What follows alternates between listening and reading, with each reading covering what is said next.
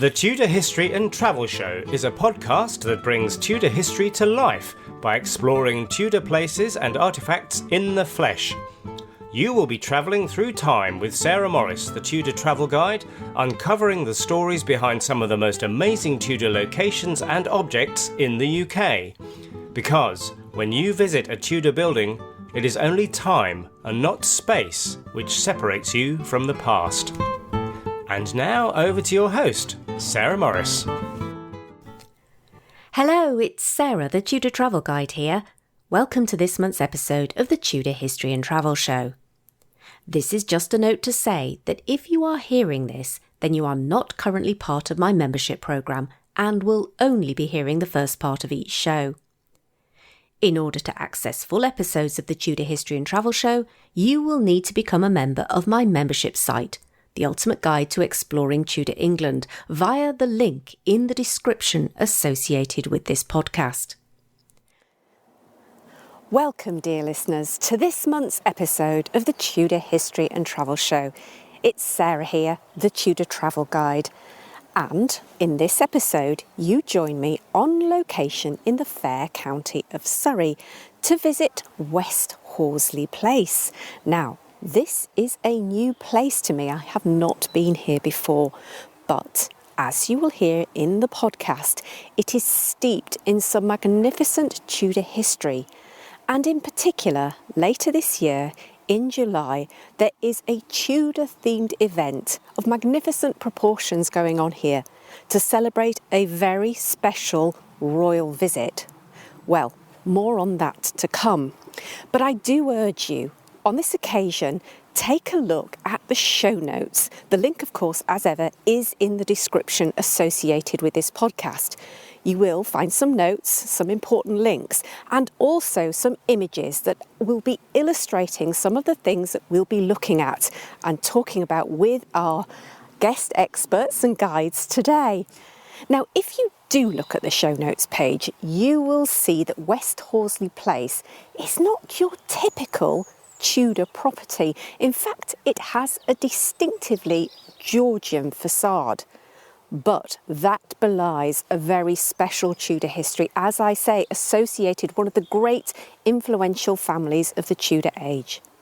And in this episode, guided by our expert guides, we will be hearing all about the history of the family associated with West Horsley Place, of the building itself, and of course of that very special royal visit. So with that, I'd love to introduce our experts for today. I'll come to you, Anthony, first. Anthony Musson, you're from Historic Royal Palaces. Welcome. Thank you.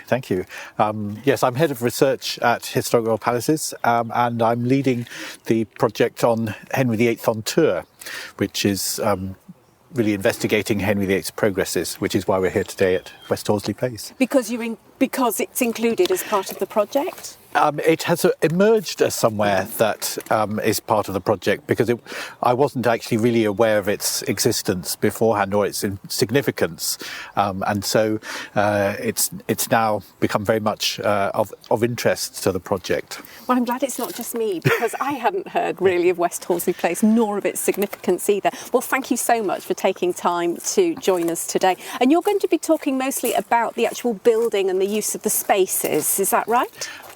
Partly, yes, but also the progresses and Henry VIII. Yes. Yeah, absolutely. And standing next to Anthony is James Clark. Welcome to the podcast. Thank you very much. It's a pleasure to be here.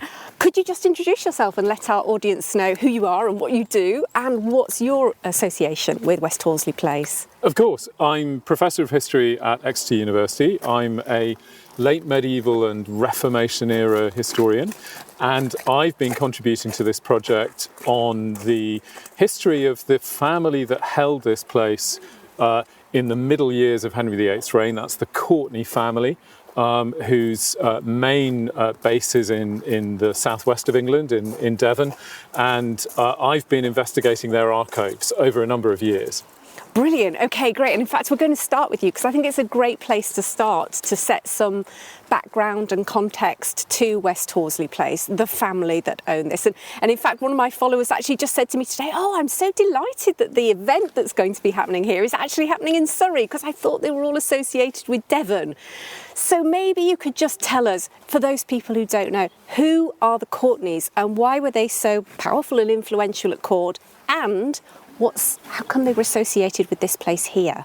Okay, so to start with, the Courtenays are a long-established aristocratic family in later medieval England, and for about 150 years, by the reign of Henry VIII, they have held claim to the earldom of Devon. So it's right to say they are based in the southwest of England, and they hold castles and large amounts of property in Devon, especially, which is their homeland, if you like. But by the reign of Henry VIII, the new generation of the family have become increasingly close to the new Tudor king, Henry VIII. And in fact, Henry Courtenay had more or less grown up, spent part of his boyhood with Henry VIII. He's 7 years younger than Henry VIII, so he's a sort of younger friend, must look up to Henry VIII as a sort of older brother figure. Henry VIII born in 1491, Henry Courtenay 1498. He and his sister are at court in their early teenage years and are around Henry while he's still Prince Henry, before he takes the throne in 1509, and he soon becomes not just an old boyhood friend, but Henry's favourite. In many ways, he's sort of Henry VIII's forgotten favourite. He's the longest serving of those favourites. He's close to the king from the end of the first decade of Henry's reign right the way through to his downfall in 1538. So for almost 20 years, he's really at the heart of Henry VIII's court as his favourite, so much so that Henry VIII, in fact, makes Henry Courtenay's marriage for him. He brokers this marriage with a noblewoman, Gertrude Blunt, from a leading aristocratic family. And by the end of the 1520s, they are a golden couple at court. Can I ask anything? What do we know about Henry Courtenay's personality? Why did Henry VIII gel with him so much? Well, in many ways, I think he's probably the young man that Henry VIII would like to be and perhaps fancies himself as being, in that he is fit, agile, he's got considerable physical prowess as far as we understand it. He's one of the young knights who is in the tournament lists at the Field of the Cloth of Gold, the great pageant of 1520. And as far as we know from the records, when English and French jousters lined up against each other, it's Henry Courtenay who emerges as the most successful of the English players in those jousting games. And so he's a young, tough guy. And what we know, almost if nothing else, about Henry VIII is that's his own self-image. And of course, this is the young Henry VIII. This isn't the bloated, bitter Henry VIII of the end of his reign, but this is the Henry VIII of the 15 teens and 20s.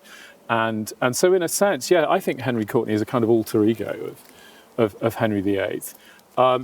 He's also, today we would say, a rather kind of damaged individual. He's had a really difficult young life. He might have grown up with the future king, but his father was in prison when he was a young lad.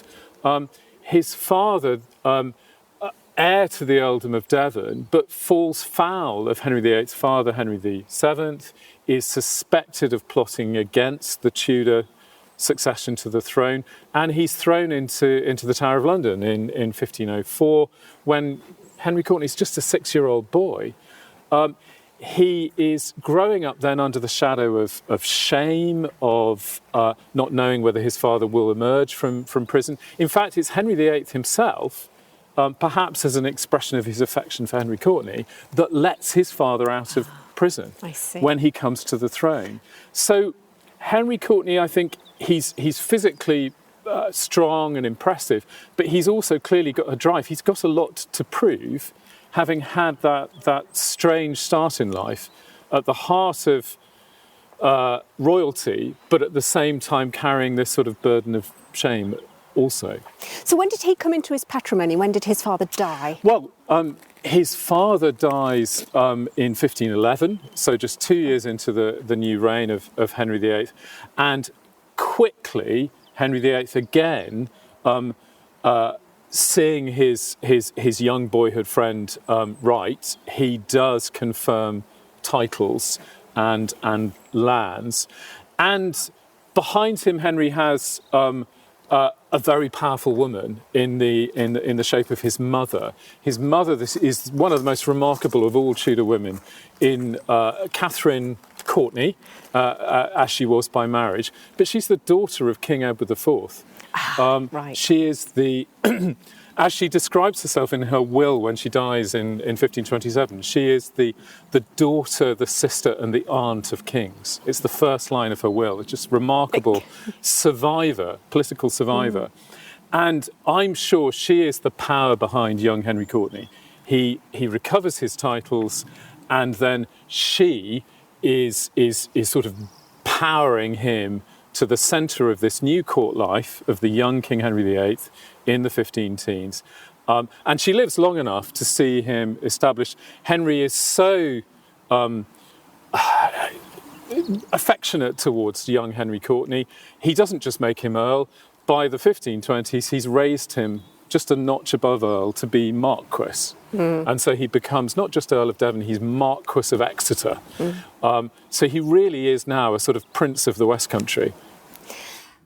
We'll be returning to the podcast very shortly, but I just wanted to take a few moments to remind all you Anne Boleyn fans out there that I am running a Anne Boleyn online experience from the 16th of June to the 25th of August alongside my co-founder of Simply Tudor Tours, Adam Pennington.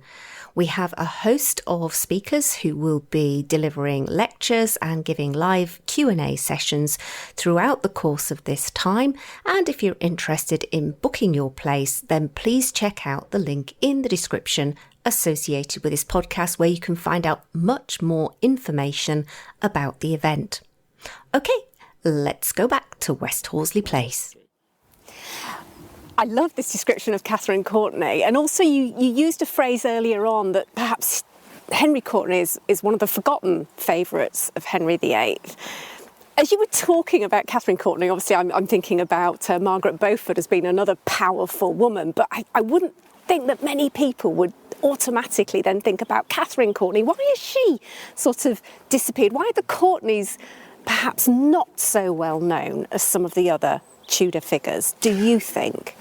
Well, I think ultimately because they have royal blood, but they don't have Tudor royal blood in them. They are Yorkists. Catherine is the daughter of the Yorkist King Edward IV. And so, although they are close to power, they are also always standing at that one remove from power after Henry VII is victor at Bosworth. And so the narrative of history that comes down to us is essentially a Tudor narrative.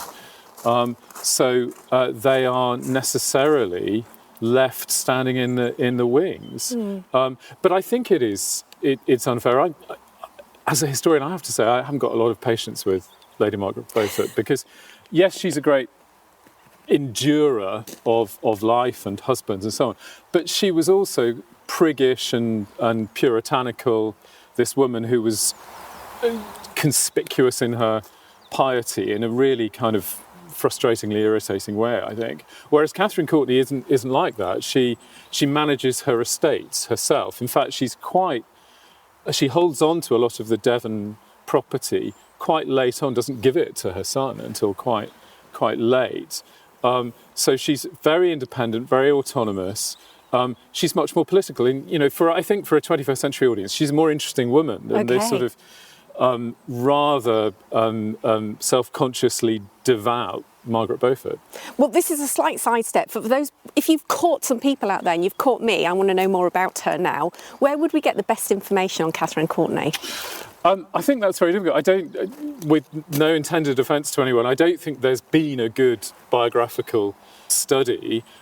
Coming from the West Country myself, I would strongly suggest paying a visit to the Courtenay home residence, as it were, of Powderham Castle, where there is material that directly connects us with Catherine, not least this wonderful letter, which tells, it's a letter written by her daughter from court to her mother, talking about how, because their father's in prison and they really are on their uppers, she's actually having to sell some of her clothes and her jewels just to survive at court. And incredibly poignant, but she's also really terrified of her mother.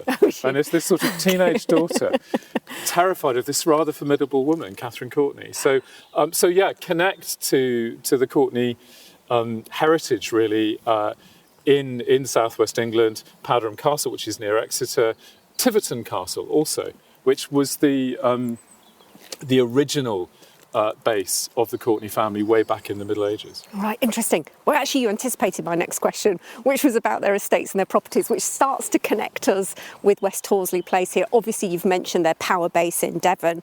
So they, as most aristocratic families did, they didn't just have properties and estates around their base, they had properties in various parts of the country. This was clearly one of them. How did they come across owning West Horsley Place? So it's a gift from Henry VIII. So Henry VIII has given young Henry Courtenay back the earldom of Devon. He's given him a place at court. He raises him to this grand status of Marquess, and he gifts him this place. At the same time?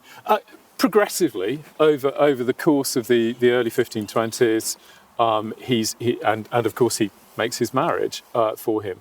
And it's a natural thing to do for Henry VIII. He wants his favourite close by, and Henry VIII does often keep himself in a relatively sort of circumscribed network of palaces that he moves around. He spends a great deal of time at Greenwich Palace. He is very attached to where he spent much of his boyhood with his family at Chertsey Abbey, which is nearby here.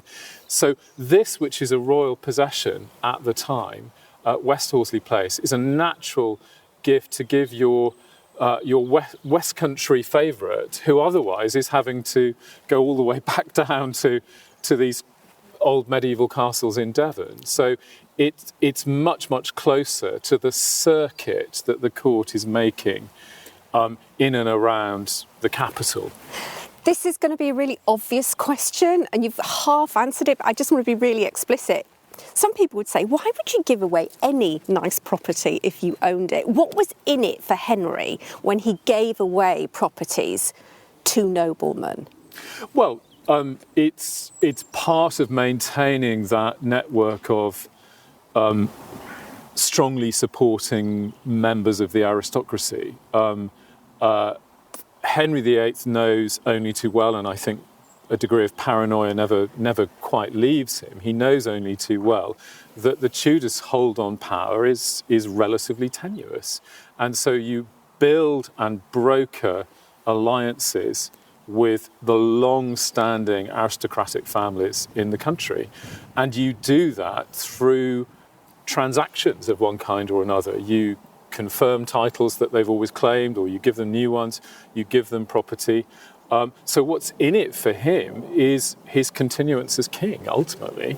But also, you want them nearby. Henry isn't a great traveller, and the older he gets, the less he is inclined to do it. He does move around the southeast of England, and so to have such a significant figure at court nearby, we are certainly no more than a day's ride from Greenwich here. Oh, thank you for pointing that out, because there are a lot of people out there who really, are not familiar with UK geography. Yeah, so. and I think people today probably are unfamiliar with how much ground even large households covered in a day.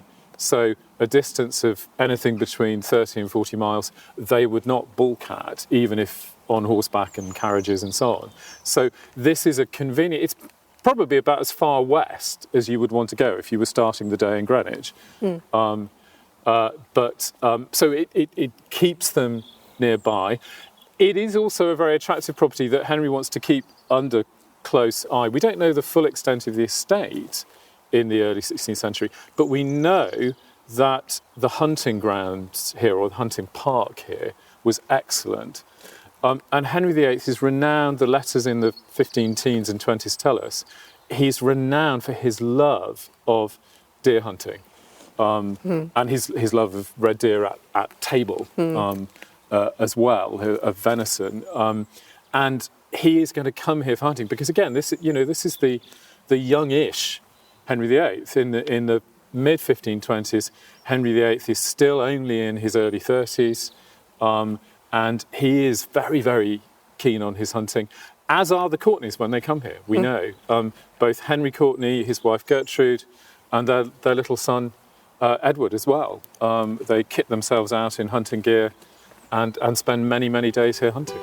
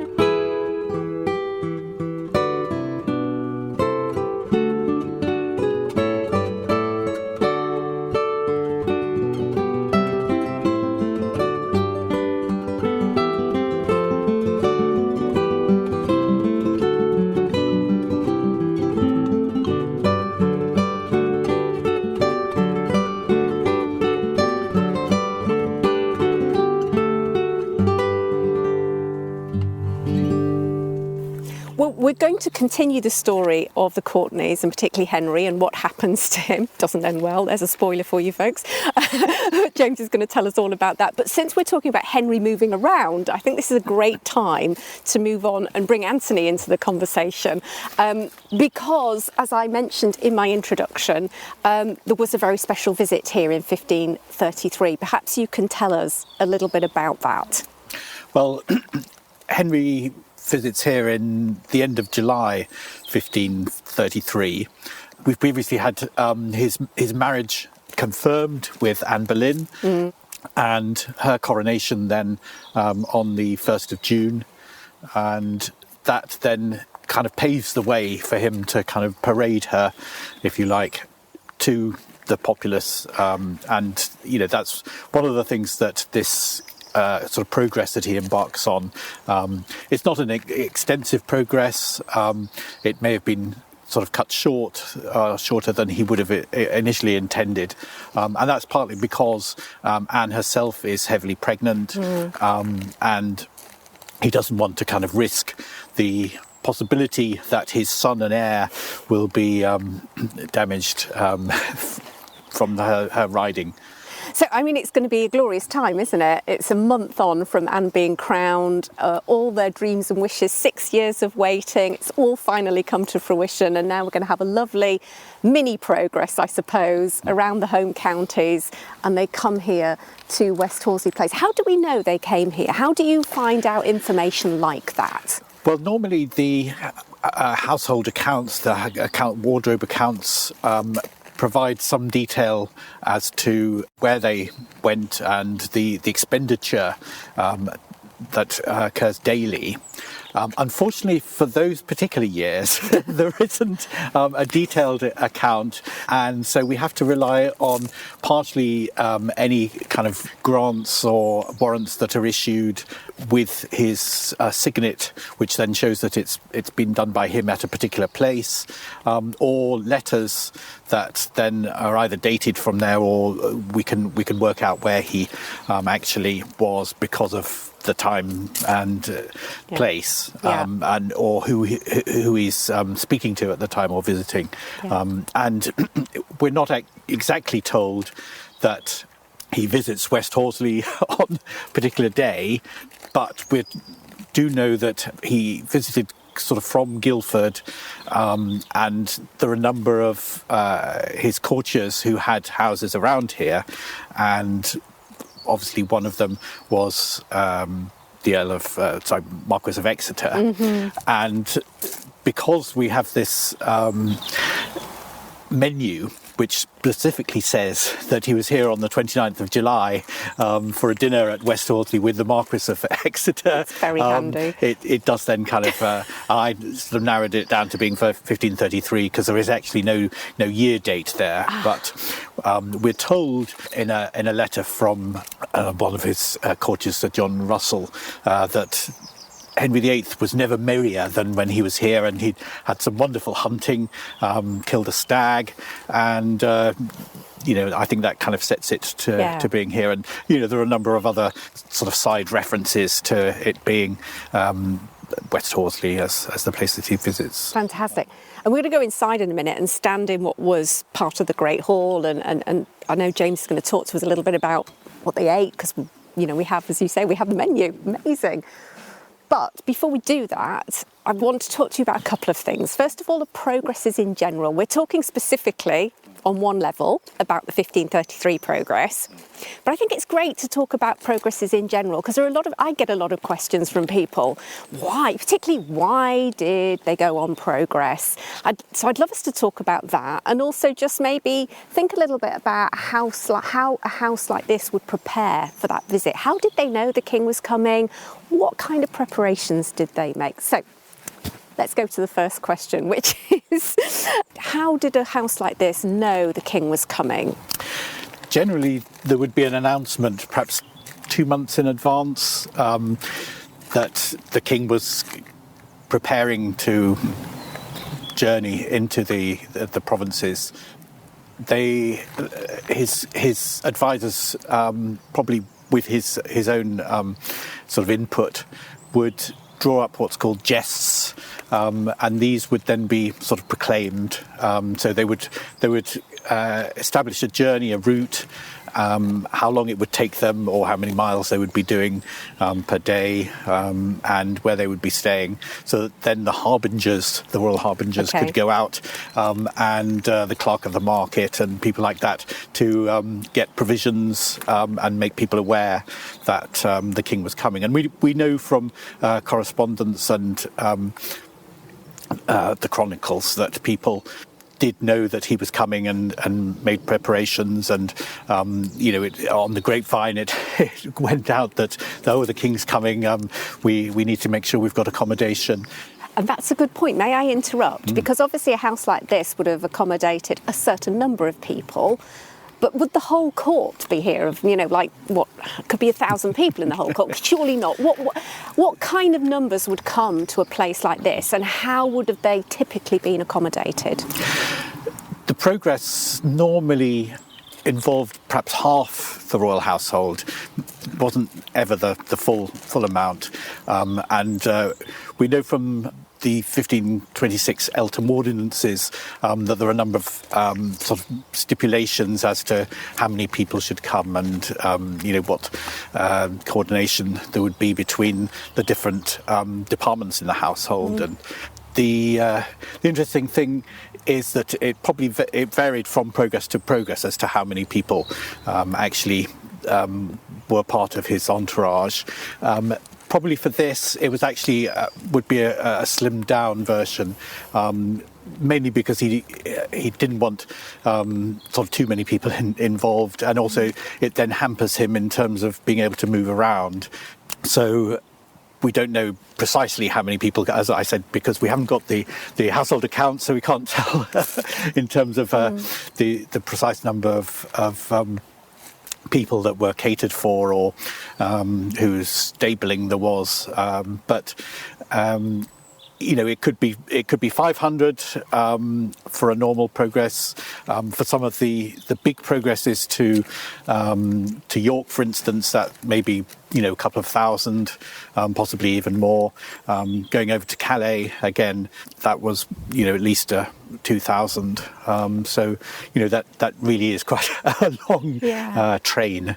And it strikes me, having read about a few progresses, you highlighted York and Calais, which were almost like state occasions, weren't they? There was a point to be made, whereas this is a bit more. It feels more of a private visit to connect with the local aristocracy. Yes. And so maybe that's one way of helping everybody think about these progresses and the kinds of numbers that would be involved. And I think even within a large progress, there could be sort of times when he's visiting smaller places, and at those times the court may have been accommodated in local towns, or they brought their own tents, right. In which case they then had a kind of tented encampment, as it were, and spent their time there.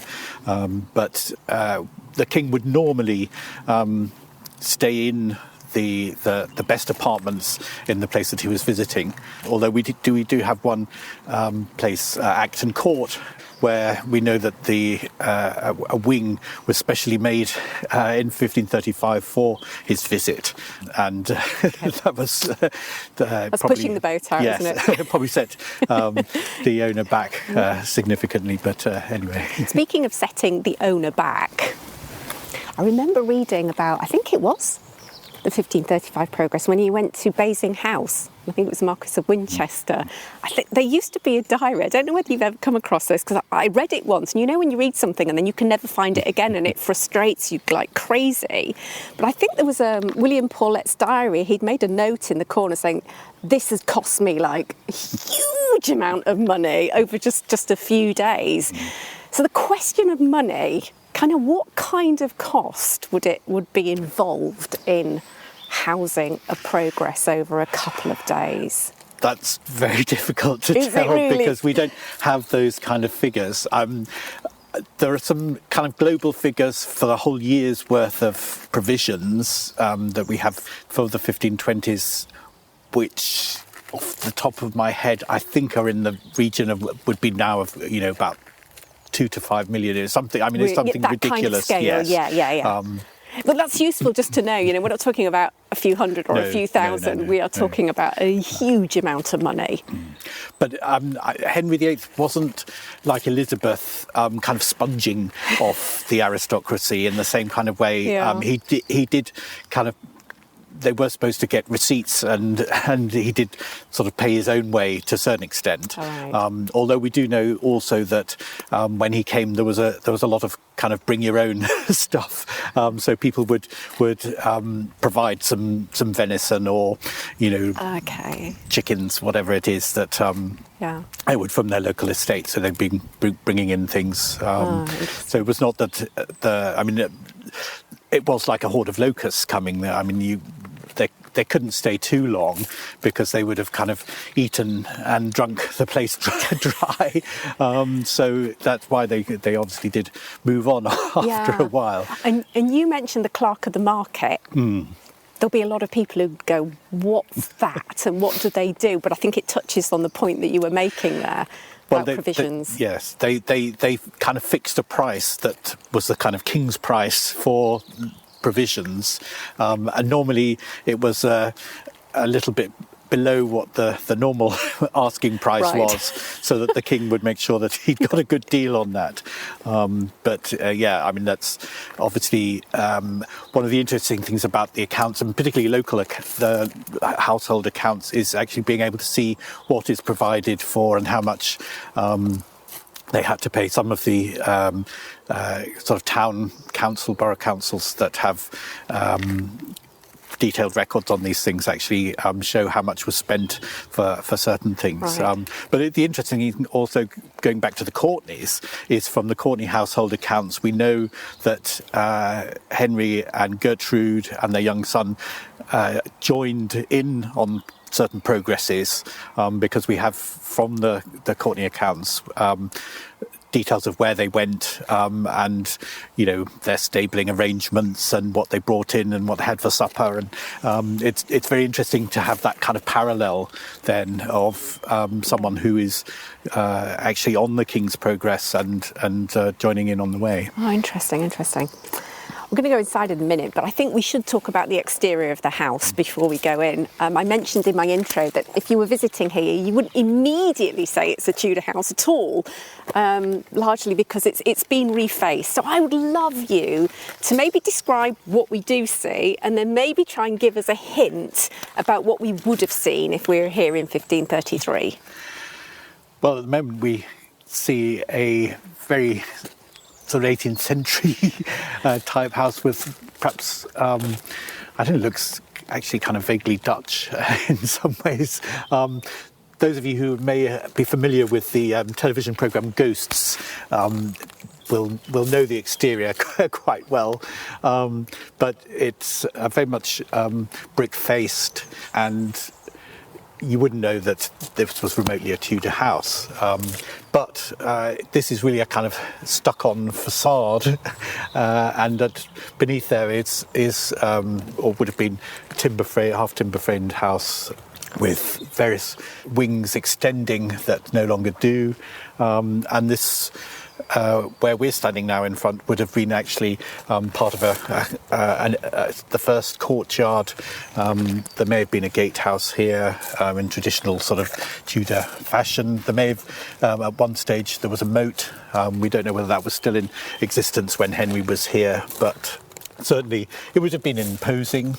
And it's a place that we want to find out more about, because we don't have the records, or the records are kind of fairly piecemeal, but it's something that if we have both the archaeological and architectural experts in on in the future, could actually really uncover some very interesting things. Well, maybe we could talk, because I know we're going to go in and we're going to go and look at some of the oldest bits, and you can point out some features, and maybe we can talk about what maybe some of the plans might be for learning more about the house. So just to summarise, what we had here is a double courtyard house. It was half timber framed house. Dating back to when? I think the earliest part of it is the late 14th century, 1382, I believe. But most of it, I think, is from the early 15th century, so sort of 1425 onwards. So it's 100 years old by the time Henry comes here. So it's already kind of not an old-fashioned house, but it's a house of some antiquity. Yes, but it's sort of spruced up. I then. bet. And certainly when Henry VIII owns it, he extends it a bit further and adds stables and possibly some kitchens as well, just to enable it to better accommodate his court, which, although Henry Courtney himself is going to have quite a large establishment, and we know from the inventory that he does have a lot of servants and possessions, but obviously when Henry VIII comes here, he's adding his own sort of weight of presence. Well, I think we've been outside for quite some time. I don't know about you, gentlemen, but it is a little bit on the chilly side. Spring has yet to arrive, so I think we're going to head inside and go into what was the Great Hall, and maybe, James, you can talk to us about what went on at the Progress.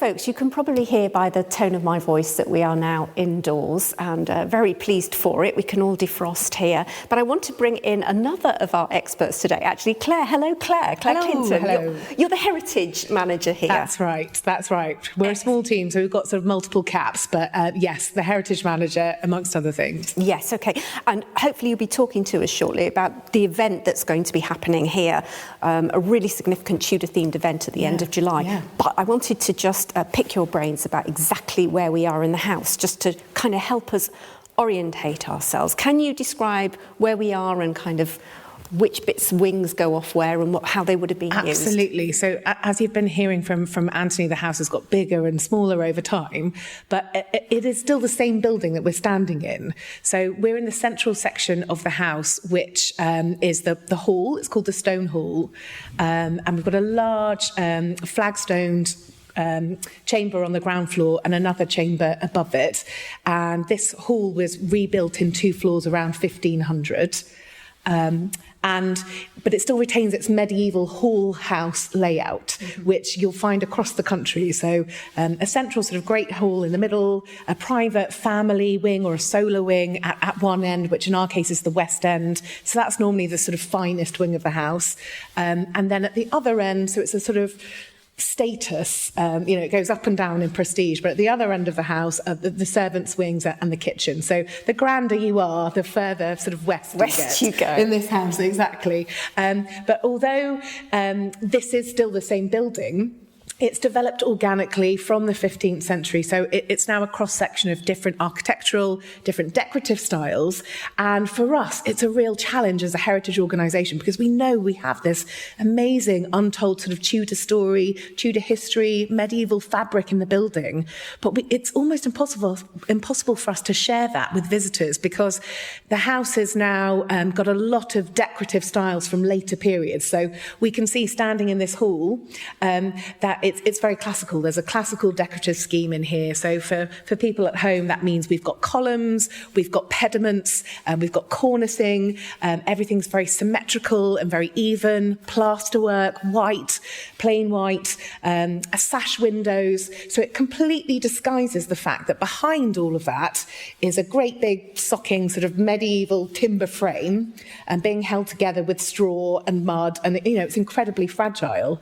And I don't know exactly how this room would have been decorated in 1533 when the king came to visit, but probably panelled, maybe hangings on the wall, tapestries, things like that. So it would have looked very different from how it looks now, even though it's exactly the same space that we're standing in. So we want to find a way through this project to help share that fabric, that those amazing Tudor stories and that really formative time in the development of the house with people that come to see us. Actually, I think this would be a really good time, actually, just to talk about this event, because I know before we started rolling here with the recording, you were talking about how you're going to set this room up. So, actually, can you just tell us what's going on at the end of July? Put us out as our suspense. Because we are so excited about this. We, as you were saying, and Anthony was saying when you were chatting earlier, neither of you had really heard of West Horsley Place. Most people haven't.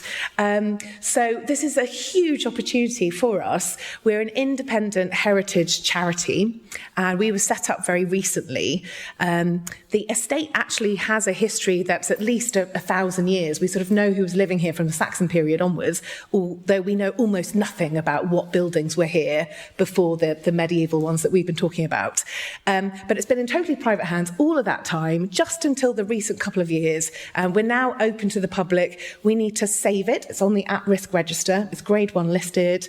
But just as importantly, we need to find ways that people can come and enjoy it, share it with as many people as possible, and explore its heritage and its history and share that with people. So for us, as a very small charity, a very sort of unknown property, to be able to partner with historic royal palaces, with the University of Exeter and with Powderham Castle to use their research, use their expertise to help us bring these stories to life. It's an amazing opportunity.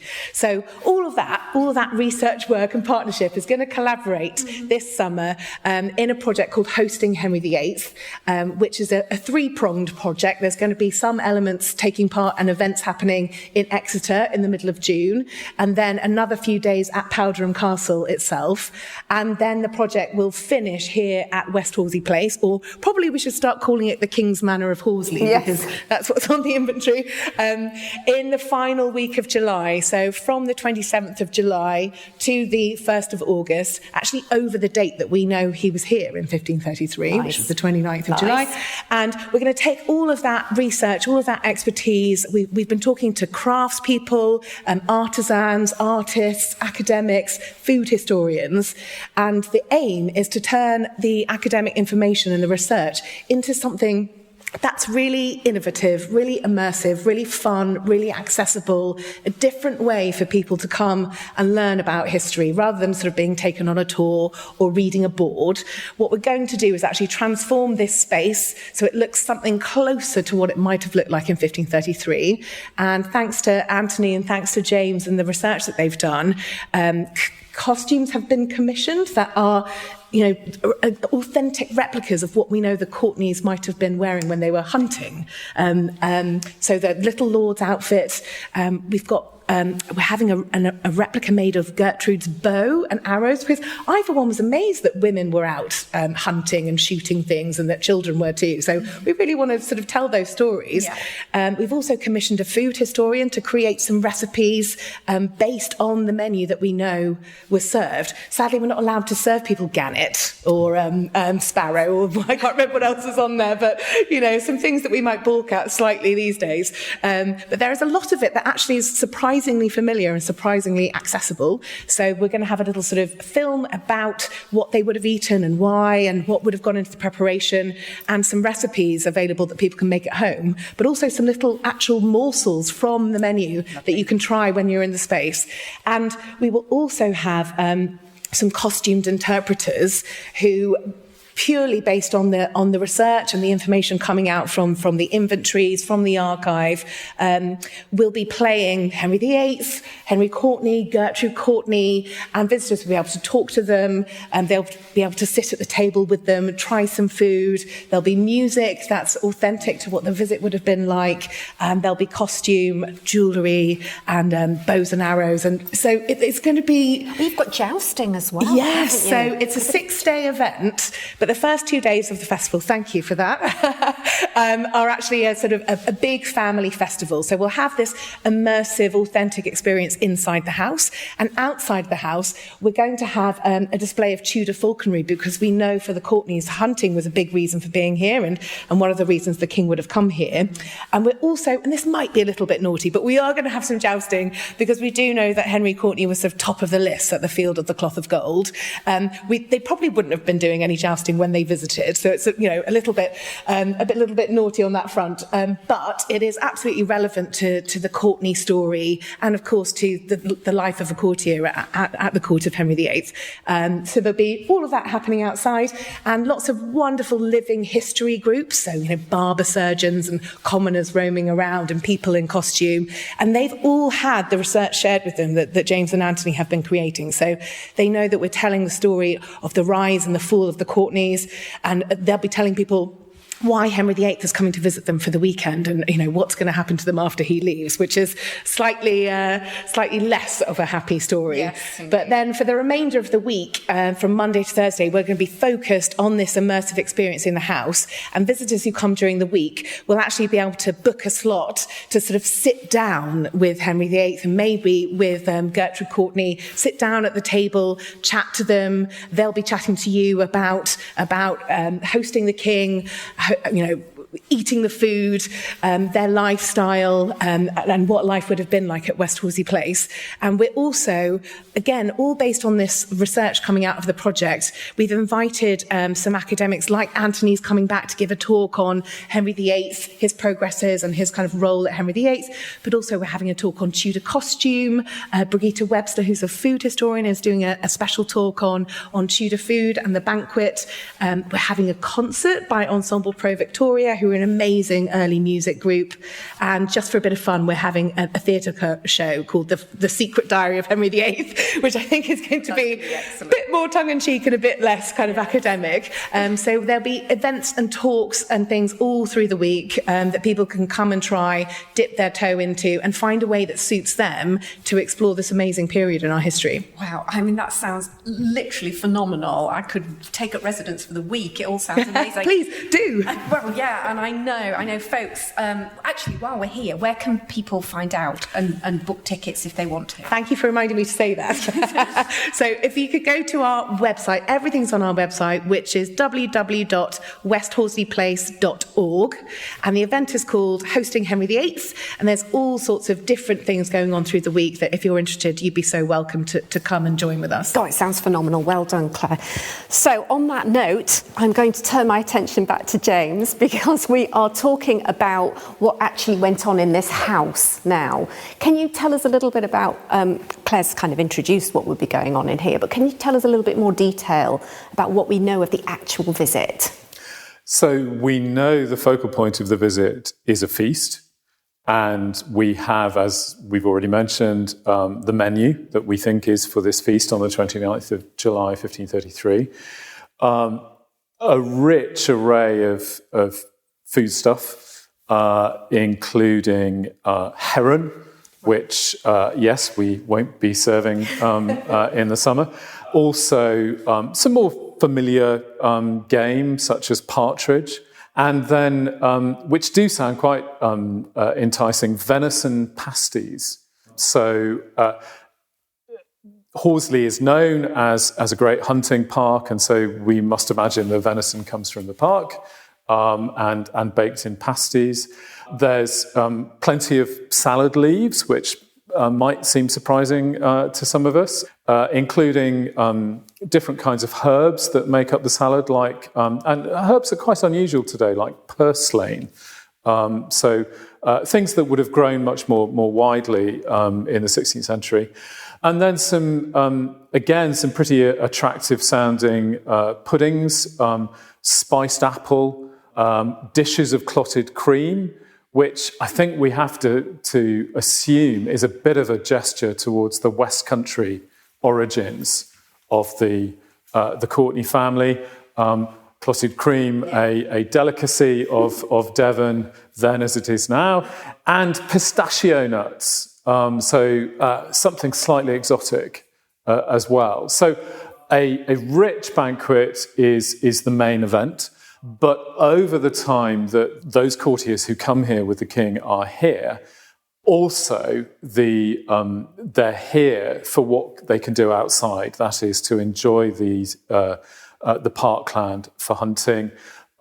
Henry Courtenay's household accounts tell us that he and his wife Gertrude have spent an inordinate amount of money on building up their own hunting equipment. Claire's mentioned that Gertrude Courtenay commissions these remarkable ladies, as they're called in the account, ladies' bows and quivers of arrows. They're all being specially made. Henry Courtenay actually sends to presumably his favourite bowyer, bow maker in Devon for his bows for hunting. They have made by tailors green velvet hunting suits. And there's one for Henry Courtenay, and there's a lady's suit for Lady Gertrude, and there is a little miniature suit for 6-year-old Edward, who would have looked very cute in his green velvet hunting clothes.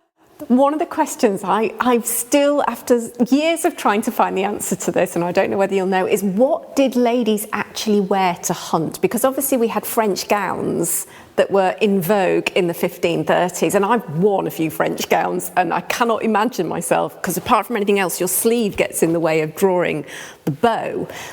Did they wear more of the English-style gown? Did they have a particular hunting attire that I haven't yet come across? Do we know how ladies dressed to hunt? I don't think we know in absolutely precise detail, no. I think we can only make assumptions about how these gowns, and particularly the sleeves, are adapted, because you're right.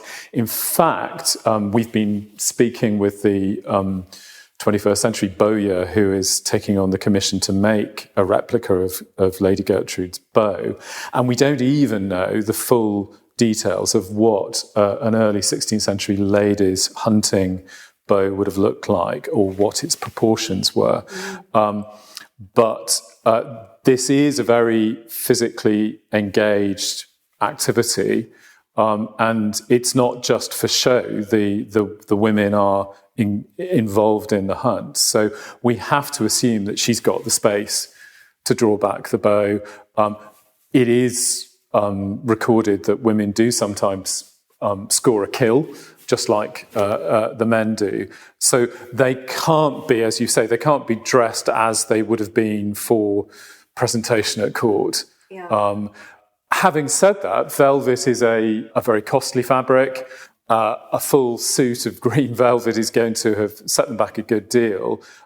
So on the other hand, they're going out in fine textiles, nonetheless to do something very, very physically demanding. So this is where it's frustrating. Not only do we not have surviving examples of hunting equipment, but we don't really have it visualized in any contemporary illustration.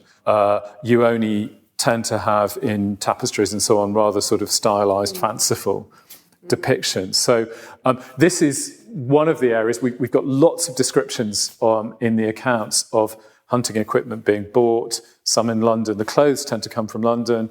The bows and arrows tend to come from Devon for the Courtenay family.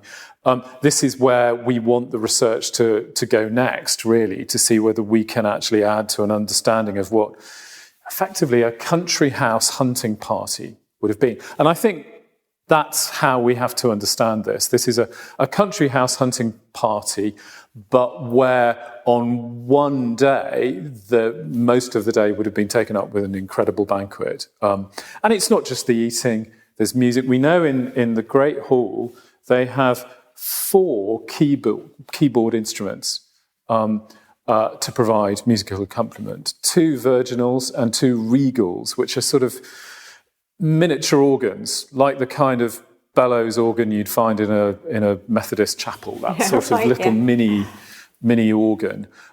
They also keep 9 viols in the house. So they've got, at the very least, sort of string music alongside the keyboard music, almost certainly song as well. So you've got a feast that will go on for some considerable time, accompanied by music. Also, this, again, is the young Henry VIII. It's not unlikely that there would be some performance as well. Henry does like his play acting. We know in the early 1530s that at certain seasons of the year, Henry actually encourages the courtiers to put on a show, and the household accounts record costumes being made. Henry Courtenay has been in one of these plays before, so it wouldn't surprise me if there is a play. Often they have a bit of a satirical edge. We know that for one of the New Year's entertainments, Henry has the court acting out a play where you've got some pantomime villains like Luther, who are among the characters. So music, some entertaining, perhaps some dancing. This is Henry's moment of great triumph, summer of 1533. The marriage he's kept secret suddenly can go public. Since the end of May, he married at the beginning of the year, but he doesn't have to keep this 5-month secret any longer, and he can share it in the company of his most trusted courtiers. And that's what this movement around the home counties is all about over this 2-month period in the spring, early summer of 1533. Yes, and he can still bask in the delusion that he's about to have a male heir, of course. That hasn't been shattered Yes, absolutely. Yet. And there's nothing greater than the anticipation of that triumph rather than the outcome. Yeah, absolutely. That's a fantastic description. Thank you so much. You have been listening to the first part of this month's episode of the Tudor History and Travel Show. The remainder of this episode is only available to members of my membership site, The Ultimate Guide to Exploring Tudor England. To join the waitlist to become a member of The Ultimate Guide, click on the link in the description associated with this podcast. You will be added to the waiting list and I will email you just as soon as the doors to the membership next reopen. I'll see you there.